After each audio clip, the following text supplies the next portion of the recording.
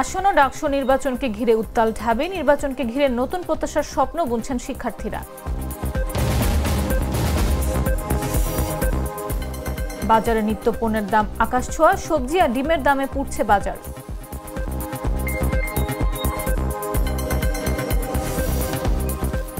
চিলির অ্যান্টার্কটিক অঞ্চলে ৭.৫ মাত্রার ভূমিকম্প, উৎপত্তিস্থল ভূপৃষ্ঠ থেকে ১০.৮ কিলোমিটার গভীরে।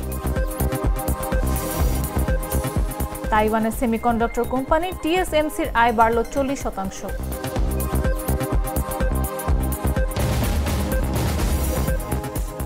এবং চ্যাম্পিয়ন বায়ার্নের ম্যাচ দিয়ে বুন্দেসলিগার মৌসুম শুরু হচ্ছে আজ।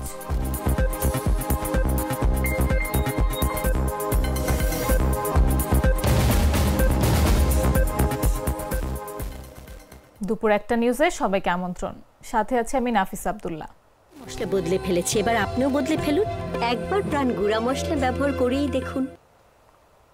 দেশের ৭ জেলার উপর দিয়ে সর্বোচ্চ ৬০ কিলোমিটার বেগে ঝড় ও বজ্রসহ বৃষ্টির সম্ভাবনা রয়েছে। দুপুর ১টা পর্যন্ত দেশের অভ্যন্তরীণ নদী বন্দরগুলোর জন্য দেয়া হয়েছে সতর্কবার্তা। শুক্রবার আবহাওয়াবিদ ডক্টর মোহাম্মদ ওমর ফারুকের স্বাক্ষর করা বিজ্ঞপ্তিতে এই তথ্য জানানো হয়। বিজ্ঞপ্তিতে বলা হয়, খুলনা, বরিশাল, পটুয়াখালী, নোয়াখালী, কুমিল্লা, চট্টগ্রাম এবং কক্সবাজার জেলার উপর দিয়ে দক্ষিণ অথবা দক্ষিণ পূর্ব দিক থেকে ঘন্টায় ৪৫ থেকে ৬০ কিলোমিটার বেগে অস্থায়ীভাবে দমকা অথবা ঝোড়ো হাওয়া বয়ে যেতে পারে। সেই সঙ্গে বৃষ্টি অথবা বজ্রসহ বৃষ্টি হতে পারে।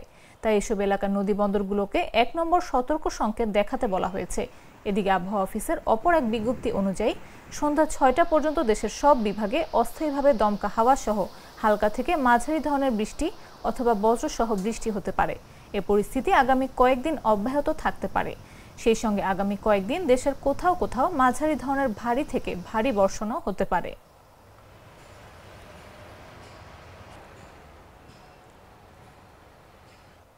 আসন্ন ডাকসু নির্বাচন ঘিরে উত্তাল ঢাকা বিশ্ববিদ্যালয় ক্যাম্পাস। দেশের দ্বিতীয় সংসদ খ্যাত এই ছাত্র সংসদ নির্বাচন নিয়ে শিক্ষার্থীদের মধ্যে বাড়ছে আলোচনা, সমালোচনা, জোর প্রস্তুতিও চলছে রাজনৈতিক সংগঠনগুলোর। দেশের নতুন রাজনৈতিক প্রেক্ষাপটে ডাকসু নির্বাচনকে ঘিরে নতুন প্রত্যাশার স্বপ্ন বুনছেন শিক্ষার্থীরা। সবার প্রত্যাশা, দলমত নির্বিশেষে শিক্ষার্থীদের সমস্যাকে প্রাধান্য দেবে এবারে ডাকসু। সিফাত আল ফাহিমের ধারাবাহিক রিপোর্টের শেষ পর্ব আজ। ঐতিহাসিক ভূমিকার কারণে ঢাকা বিশ্ববিদ্যালয়ের কেন্দ্রীয় ছাত্র সংসদ অর্থাৎ ডাকসুকে অনেকেই বাংলাদেশের দ্বিতীয় সংসদ বলে থাকেন। ভাষা আন্দোলন, ৬ দফা দাবি, ১৯৬৯ সালের গণঅভ্যুত্থান কিংবা ৯০-এর এরশাদ বিরোধী আন্দোলন, প্রতিটি ঐতিহাসিক সংগ্রামে গুরুত্বপূর্ণ নেতৃত্ব দিয়েছে ডাকসু। ডাকসুর ইতিহাস ৭ দশকের বেশি সময়। নিয়ম অনুযায়ী এ সময় অন্তত ৭০ বার ডাকসু নির্বাচন হওয়ার কথা, কিন্তু তা হয়নি। এবারে নির্বাচনটি হতে যাচ্ছে প্রায় ৬ বছর পর। ৬ বছর আগে যে নির্বাচনটি হয়েছিল সেটি আবার হয়েছিল প্রায় ৩ দশক পর। আসন্ন ডাকসু নির্বাচনকে ঘিরে সরগরম হয়ে উঠেছে ঢাকা বিশ্ববিদ্যালয় প্রাঙ্গণ। করিডোর থেকে ক্যাফেটেরিয়া, সবখানে শিক্ষার্থীদের আলাপ এখন রাজনীতি আর নির্বাচনী সমীকরণ নিয়ে। সকাল থেকে রাত পর্যন্ত ব্যস্ত সময় কাটাচ্ছেন প্রার্থীরা। তারা শিক্ষার্থীদের কথা শুনতে ও প্রচারণা চালাতে শিক্ষার্থীদের দ্বারে দ্বারে যাচ্ছেন। দেশের নতুন রাজনৈতিক প্রেক্ষাপটে ডাকসু নির্বাচনকে ঘিরে নতুন প্রত্যাশার স্বপ্ন বুনছে শিক্ষার্থীরা। হল কেন্দ্রিক রাজনীতি নিয়েও দেখা গিয়েছে ভিন্ন মত। এ বিষয়ে রাজনৈতিক সংগঠনগুলোর অবস্থানও ভিন্ন। শিক্ষার্থীদের জন্য আমাদের যে অ্যাসেসমেন্ট আছে, তো আমরা যদি নির্বাচিত হই, একই সাথে আমরা যেমন জুলাই আগস্ট গণ অভ্যুত্থানের যে স্পিরিট সেটিকে ধারণ করে এবং শিক্ষার্থীদের সেন্টিমেন্টকে ধারণ করে আমরা ডাকসুর বিভিন্ন কল্যাণমূলক কর্মসূচি গ্রহণ করব এবং পাশাপাশি ডাকসুতে যাতে আরও আধুনিক এবং কার্যকরী এবং শিক্ষার্থীদের প্রতিনিধিত্বের উপযুক্ত করে গড়ে তোলা যায়, সেজন্য যেরকমভাবে কাজ করা দরকার এবং যেভাবে শিক্ষার্থীদের সচেতন করা এবং শিক্ষক কর্মকর্তা তাদেরকে সচেতন করা দরকার, সেই দিকে আমরা কাজ করার চেষ্টা করব। এখন ক্যাম্পাসের অনেক ধরনের সমস্যা আছে, আমরা ইতিমধ্যে আইডেন্টিফাই করেছি, শিক্ষার্থীদের সাথে কথা বলেছি। আমরা কোনো কনক্রিট মন্তব্য এখন করতে চাচ্ছি না। বিশেষত আমরা জানি যে অনেক সমস্যাগুলো রয়েছে, এই সমস্যাগুলোকে আসলে কিভাবে দীর্ঘমেয়াদে সমাধান করা যায়, বিশ্ববিদ্যালয়ের সমস্যাগুলো রাতারাতি আসলে পরিবর্তিত হয়ে যাওয়া সম্ভব না, চেঞ্জ হয়ে যাওয়া সম্ভব না। আমাদের পরিকল্পনা থাকবে যে দীর্ঘমেয়াদে কিভাবে কাজগুলো করা যায়। আমরা বিভিন্ন সময়ে চমকপ্রদ কিছু কাজ দেখেছি যেগুলোর আসলে দীর্ঘমেয়াদে কোনো ফলাফল নাই। কিন্তু বর্তমানে আমরা যে পরিস্থিতি দেখতে পাচ্ছি তাতে আমরা উৎকণ্ঠিত। আমাদের তরফ থেকে বারবার করে বলা হয়েছিল ডাকসুর গঠনতন্ত্র সংশোধন করতে, তারা তা করেননি। আমরা বারবার দাবি করেছিলাম, শেষমেশ আমরা ছাত্র ইউনিয়ন ঢাকা বিশ্ববিদ্যালয় সংসদের পক্ষ থেকে দুটি মৌলিক দাবি করেছিলাম যে যদি আপনারা ডাকসুর গঠনতন্ত্র বদলাতে অক্ষমই হন তাহলে অন্ততপক্ষে দুটো জিনিস করুন। এক, ডাকসুকে ক্যালেন্ডারে অন্তর্ভুক্ত করুন, একাডেমিক ক্যালেন্ডারে অন্তর্ভুক্ত করুন। এবং দ্বিতীয়ত হচ্ছে আপনার ডাকসুর যে গঠনতন্ত্র পরিবর্তনের অধিকার তা হয় নির্বাচিত ডাকসুর হাতে ছেড়ে দিন, না হলে গণভোটের হাতে ছাড়ুন। তার কোনোটি তারা করতে সম্মত হননি। ইতিমধ্যে ডাকসু নির্বাচনকে ঘিরে চলছে নানা প্রস্তুতি। কিভাবে সুষ্ঠু আয়োজনের মধ্যে দিয়ে শেষ করা যায় নির্বাচনটি, তাই নিয়েও দেখা গেছে মিশ্র প্রতিক্রিয়া। তবে আসন্ন ডাকসু নির্বাচনকে ঘিরে দলমত নির্বিশেষে শিক্ষার্থীদের সমস্যাকেই প্রাধান্য দেবে এমনটাই প্রত্যাশা সকলের। রাজধানীর খুচরা বাজারে নিত্যপণ্যের দাম যেন আকাশছোঁয়া। এক হালি ডিম বিক্রি হচ্ছে 50 টাকায়, আর ডজন প্রতি 150 থেকে 155। সবজির বাজারেও পরিস্থিতি একই। শুক্রবার রাজধানীর বিভিন্ন বাজার ঘুরে এমন চিত্রই দেখা গেছে। কাঁচা পেঁপে ছাড়া 70 টাকার নিচে কোনো সবজি পাওয়া যাচ্ছে না। ব্রয়লার মুরগি কেজি প্রতি 170 থেকে 180, আর সোনালী মুরগি 300 থেকে 320 টাকায় বিক্রি হচ্ছে। বিক্রেতাদের অভিযোগ, টানা বৃষ্টি ও জলাবদ্ধতার কারণে মাঠ থেকে সবজি তুলতে পারছেন না চাষিরা। ফলে বাজারে পণ্যের সরবরাহ কমে গেছে আর দাম বেড়েছে কয়েকগুণ। বর্তমানে বাজারে পটল কেজি প্রতি 80 থেকে 100, টমেটো 150 থেকে 180, করলা 100 থেকে 120, চিচিঙ্গা 80, আর শসা, ঝিঙ্গা ও ধুন্দল 100 টাকায় বিক্রি হচ্ছে। সবচেয়ে চড়া দাম এখন কাঁচা মরিচের, প্রতি কেজি বিক্রি হচ্ছে 200 থেকে 320 টাকায়। অথচ কয়েকদিন আগেও কাঁচা মরিচের দাম ছিল 150 থেকে 160 টাকা। ক্রেতারা বলছেন প্রতিদিনের বাজার দর এখন নিম্ন আয়ের মানুষের সাধ্যের বাইরে চলে যাচ্ছে।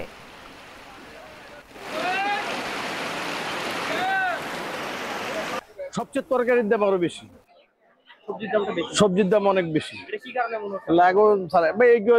মনে হইতেছে যে বৃষ্টি বদল পড়ছে, ক্ষেত নষ্ট হয়ে গেছে, কম উৎপাদন কম হইতেছে, যার কারণে দাম বাড়তেছে। সবজি তো দাম 70 টাকা 60 টাকা, রাই যেমনি পাইতেছে হেমনি দাম নিতেছে। সব কিছুর দাম বেশি, সবের দাম। এখন কি করবো, কওয়ার তো কিছু নাই, সরকার নাই, কেউ নাই, ধরাইয়া নাই, পাকলাইয়া নাই, কেউ রাই যেমনি পায় হেমনি দাম বাড়ায় দেয়। ভাই বাজারের অবস্থা খুবই খারাপ, সবকিছুর দাম অনেক বৃদ্ধি। আপনার বেগুন তো পাচ্ছি না, বেগুনের দাম হচ্ছে 250 করে বেগুন, ওই যে গোলগুলা। আর আপনার মানে শাকসবজি সবকিছুর দাম অনেক বৃদ্ধি। হ্যাঁ, বাজারের অবস্থা অনেক খারাপ। কম ভাই, গত সপ্তাহে এই সপ্তাহে অনেক কম, কাস্টমার বাড়তির কারণে কাস্টমার একটু কম আসে, এত জায়গায় সুযোগ আইতে যায়। রাজধানীর সরকারি 7 কলেজকে একত্রিত করে গঠিত হয়েছে ঢাকা সেন্ট্রাল ইউনিভার্সিটি DCEU। প্রতিষ্ঠানটি প্রথমবারের মতো ভর্তি পরীক্ষা অনুষ্ঠিত হবে আজ। শুক্রবার এই পরীক্ষার মাধ্যমে প্রায় 11,500 শিক্ষার্থী 4 বছর মেয়াদী স্নাতক সম্মান কোর্সে ভর্তির সুযোগ পাবেন। বিশ্ববিদ্যালয় সূত্র জানায় 2024-25 শিক্ষাবর্ষে মোট আসন সংখ্যা 11,150টি। ভর্তি পরীক্ষা কলা ও সামাজিক বিজ্ঞান, বিজ্ঞান এবং ব্যবসায় শিক্ষা ইউনিটের 3টি ভাগে নেওয়া হবে। আগের আবেদন, যা ঢাকা বিশ্ববিদ্যালয়ের অধিভুক্ত 7 কলেজে করা হয়েছিল, তা স্বয়ংক্রিয়ভাবে DCEUতে গ্রহণযোগ্য হবে। পরীক্ষার কেন্দ্রগুলোতে শিক্ষার্থীদের প্রবেশপত্র এবং জাতীয় পরিচয়পত্রের ফটোকপি সঙ্গে আনতে হবে। ভর্তি পরীক্ষার ফলাফল, SSC ও HSC নম্বর মিলে মোট 120 নম্বর তৈরি করা হবে মেধাক্রম। বিষয় বরাদ্দ 20 অক্টোবর, ভর্তি শেষ হবে 25 অক্টোবর এবং ক্লাস শুরু 30 অক্টোবর।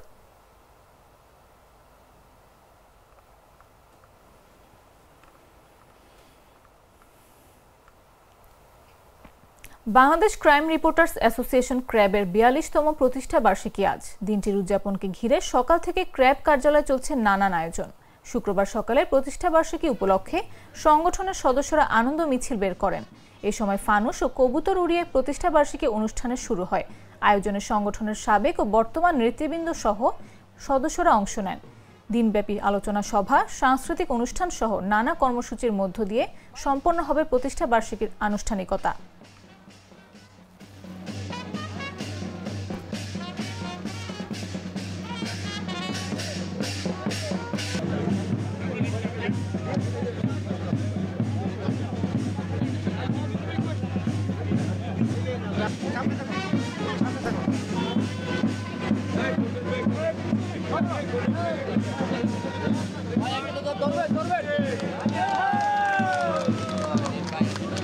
দুধার চকলেটে একাকার হয়ে ওঠা প্রাণ লেয়ার সম্পর্কের মিষ্টি ম্যাজিক। রাজধানীর আগারগাঁও অধিক মূল্যে ওষুধ বিক্রি, অবৈধভাবে সড়কের উপরে অস্থায়ী ফার্মেসি স্থাপন সহ বিভিন্ন অপরাধে 4টি ওষুধ দোকানকে অর্থদণ্ড প্রদান করে র্যাব 2-এর ভ্রাম্যমাণ আদালত। বৃহস্পতিবার মধ্যরাতে গোপন সংবাদের ভিত্তিতে নিউরো সায়েন্স হাসপাতালে অভিযান পরিচালনা করা হয়। এ সময় একজন সেবাগ্রহীতা অভিযোগ দিলে র্যাবের executive magistrate Abu Hasan mobile কোর্টের মাধ্যমে 4টি ফার্মেসিকে অধিক মূল্যে ওষুধ বিক্রয় করা ও অবৈধভাবে ফার্মেসি স্থাপন করার অপরাধে অর্থদণ্ড প্রদান করেন। স্বাস্থ্য সেবায় নিয়োজিত বিভিন্ন প্রতিষ্ঠানে আমরা টার্গেট করে আজকে মোবাইল কোর্ট পরিচালনা করেছি। আমাদের মোবাইল কোর্ট পরিচালনায় বিজ্ঞ ম্যাজিস্ট্রেট র্যাবের সার্বক্ষণিক আমাদেরকে সহযোগিতা করেছেন। তিনি নিউরোসায়েন্স হসপিটাল পরিদর্শন সহ এখানকার যিনি পরিচালক আছেন, জয়েন্ট ডিরেক্টর, স্টাফ, নার্স এবং যারা সেবাগ্রহীতা তাদের সাথে কথা বলেছেন এবং সব কিছু পর্যবেক্ষণ সাপেক্ষে যেখানে ত্রুটি বিচ্যুতি আছে আমরা তাৎক্ষণিক সতর্ক করেছি। বিজ্ঞ ম্যাজিস্ট্রেট সতর্ক করেছেন এবং এখানে যারা দালাল শ্রেণী আছেন, যারা রোগী সেবার বিপরীতে হয়রানি করছেন মর্মে অভিযোগ আছে বলে আমরা তদন্ত সাপেক্ষে যাচাই বাছাই সাপেক্ষে আজকে সরজমিনে অভিযান পরিচালনা করলাম। আমরা কয়েকজন অ্যাম্বুলেন্স টার্গেট করেছি, তাদেরকে ধরতে পারিনি, কৌশলে তারা পালিয়ে গেছেন। আমরা দ্ব্যর্থহীনভাবে বলতে চাই যে যারা সেবার নামে হয়রানি করার জন্য, জনস্বাস্থ্য বিঘ্নিত করা এবং সেবা গ্রহীতাদেরকে হয়রানি করার জন্য এই যে অ্যাম্বুলেন্স সেবাটাকে জোর করে নেওয়ার জন্য চেষ্টা করেন, র্যাব সার্বক্ষণিকভাবে যেভাবে মানুষের সেবায় নিয়োজিত আছে, আমরা এই অপরাধের ক্ষেত্রে জিরো টলারেন্স নীতি গ্রহণ করেছি এবং এই অভিযানটা, ভ্রাম্যমাণ অভিযানটা অব্যাহত থাকবে। আমরা নাগরিক সেবায় দৃঢ় প্রতিজ্ঞ। একই সাথে এখানে যারা অবৈধভাবে ভ্রাম্যমাণ ওষুধ বিক্রি করছেন তাদেরকে সতর্ক করা হয়েছে, জরিমানা করা হয়েছে এবং একজন ওষুধ ক্রেতা তিনি বিজ্ঞ ম্যাজিস্ট্রেটের কাছে অভিযোগ করেছেন যে তার ওষুধ কেনার ক্ষেত্রে হয়রানি করা হয়েছে, বেশি দাম নেওয়া হয়েছে, সেটাও বিজ্ঞ ম্যাজিস্ট্রেট। স্থায়ী ক্যাম্পাস নির্মাণ ও কেন্দ্রীয় ছাত্র সংসদ নির্বাচনের দাবিতে মধ্যরাতে বিক্ষোভ করেছেন কিশোরগঞ্জ বিশ্ববিদ্যালয়ের শিক্ষার্থীরা। বৃহস্পতিবার রাত 12:15টায় অস্থায়ী ক্যাম্পাস গুরুদয়াল সরকারি কলেজ প্রাঙ্গণে তারা বিক্ষোভ করেন। বিক্ষোভ থেকে বিশ্ববিদ্যালয়ে কমপ্লিট শাটডাউন ঘোষণা করেন শিক্ষার্থীরা। এর আগে বিকেল 5:15টায় বিশ্ববিদ্যালয়ের প্রক্টোরিয়াল বডির অফিসিয়াল হোয়াটসঅ্যাপ গ্রুপে রেজিস্ট্রার নায়লা ইয়াসমিন স্বাক্ষরিত একটি নোটিশ শেয়ার করা হয়।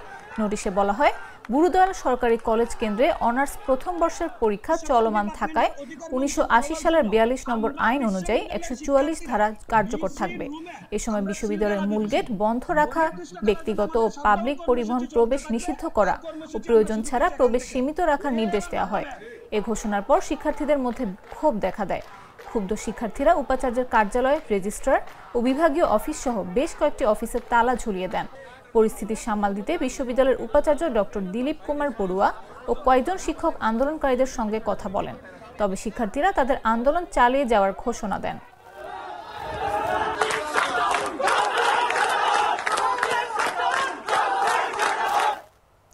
বিগত কয়েক বছর ধরে নানা কারণে নারায়ণগঞ্জের পোশাক খাতে বেশ অস্থিরতা চলছে। পরিবর্তিত পরিস্থিতির মধ্য দিয়ে এটা আরও প্রকট আকার ধারণ করেছে।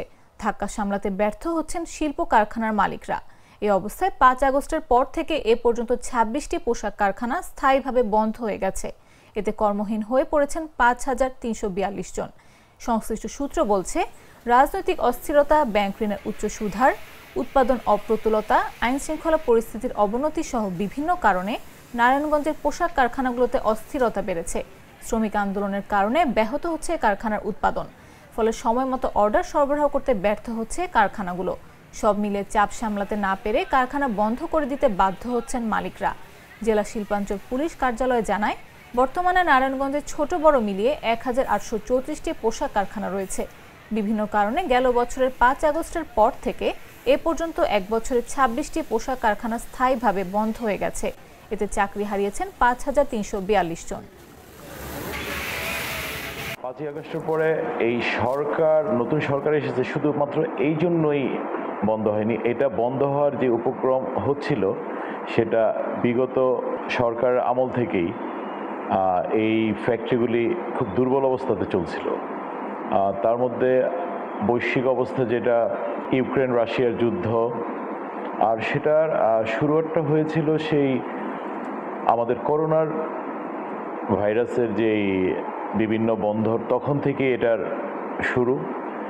এরপরে আস্তে আস্তে ব্যাংকের ইন্টারেস্ট সেই সিঙ্গেল ডিজিট থেকে অনেকটাই বেড়ে গেল এবং বিভিন্ন বৈশ্বিক এই কারণে আমাদের অর্ডারগুলিও দিনে দিনে কমতে থাকলো।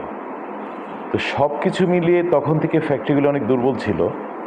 5ই আগস্টের পরে এটার ধাক্কাটা টোটাল দেশের উপর যেমন পড়লো, তখন অর্ডারপত্র আরও কমে গেল, ব্যাংকিং ইন্টারেস্ট আরও বাড়া শুরু হলো এবং অন্তর্বর্তীকালীন সরকার আসার পরে আইন শৃঙ্খলা ওই রকমভাবে কন্ট্রোল করতে পারতেছিল না।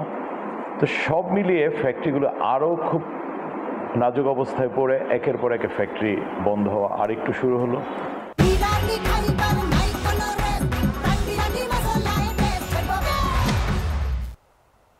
জানাবো আন্তর্জাতিক সংবাদ।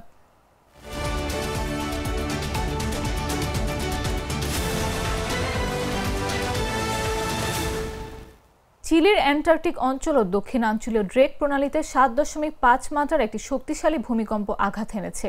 মার্কিন ভূতাত্ত্বিক জরিপ সংস্থা USGS এ তথ্য জানায়। ভূমিকম্পটি স্থানীয় সময় বৃহস্পতিবার রাত 10:16 আঘাত হানে। এটির উৎপত্তিস্থল ছিল ভূপৃষ্ঠ থেকে 10.8 কিলোমিটার গভীরে। দেশটির ন্যাশনাল সুনামি ওয়ার্নিং সেন্টার নিশ্চিত করেছে যে এই ভূমিকম্পের ফলে সুনামির কোনো ঝুঁকি নেই। ভূমিকম্পের কেন্দ্র ছিল ড্রেক প্রণালীতে, যা দক্ষিণ আমেরিকা ও অ্যান্টার্কটিকার মধ্যে অবস্থিত একটি প্রায় 500 মাইল চওড়া উত্তাল সাগর প্রণালী, যা আটলান্টিক ও প্যাসিফিক মহাসাগরের সংযোগস্থল হিসেবে পরিচিত। চিলির জাতীয় দুর্যোগ ব্যবস্থাপনা সংস্থা সেনাপ্রেড ভূমিকম্পটিকে মধ্যম মাত্রার বলে বর্ণনা করার পাশাপাশি অ্যান্টার্কটিক অঞ্চলের জন্য সতর্কতামূলক হিসেবে জারি করেছে। চিলির স্বরাষ্ট্র মন্ত্রণালয়ের একটি সূত্র জানায়, দক্ষিণ আমেরিকার মূল ভূখণ্ডের সর্বদক্ষিণের অঞ্চল মাগায়ানেস এর জন্য কোনো ঝুঁকি নেই।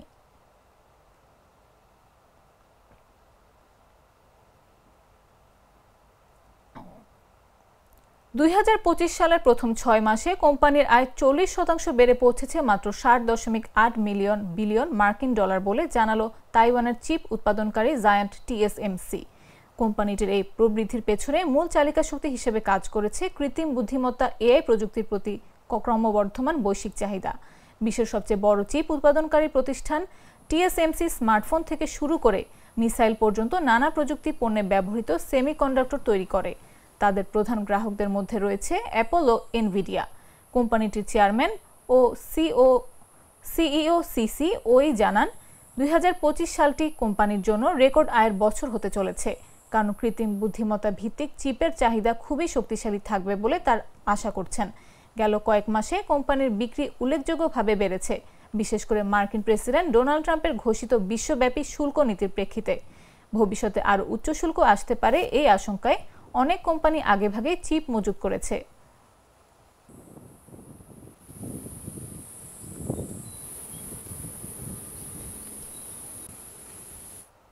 এবারে খেলার খবর।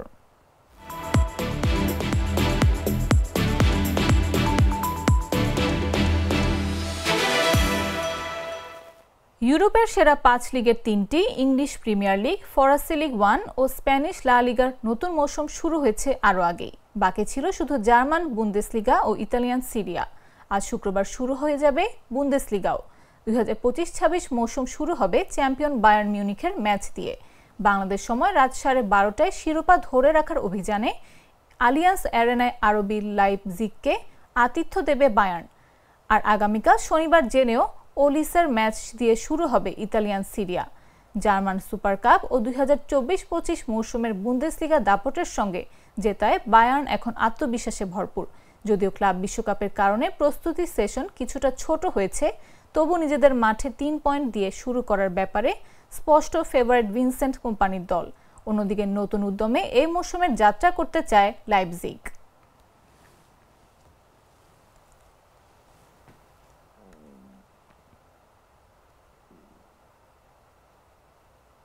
সংবাদ শেষ করার আগে শিরোনামগুলো জানিয়ে দিচ্ছি আরও একবার।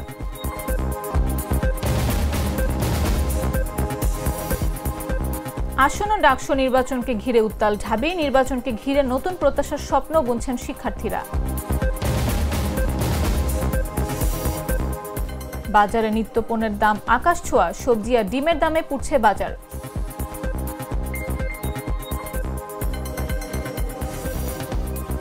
চিলির অ্যান্টার্কটিক অঞ্চলে 7.5 মাত্রার ভূমিকম্প, উৎপত্তিস্থল ভূপৃষ্ঠ থেকে 10.8 কিলোমিটার গভীরে। তাইওয়ানের সেমিকন্ডাক্টর কোম্পানি TSMCর আয় বাড়ল 40%।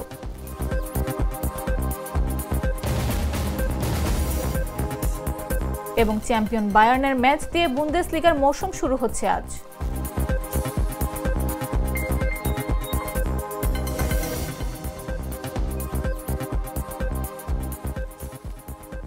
দর্শক, এই ছিল এখনকার মতো।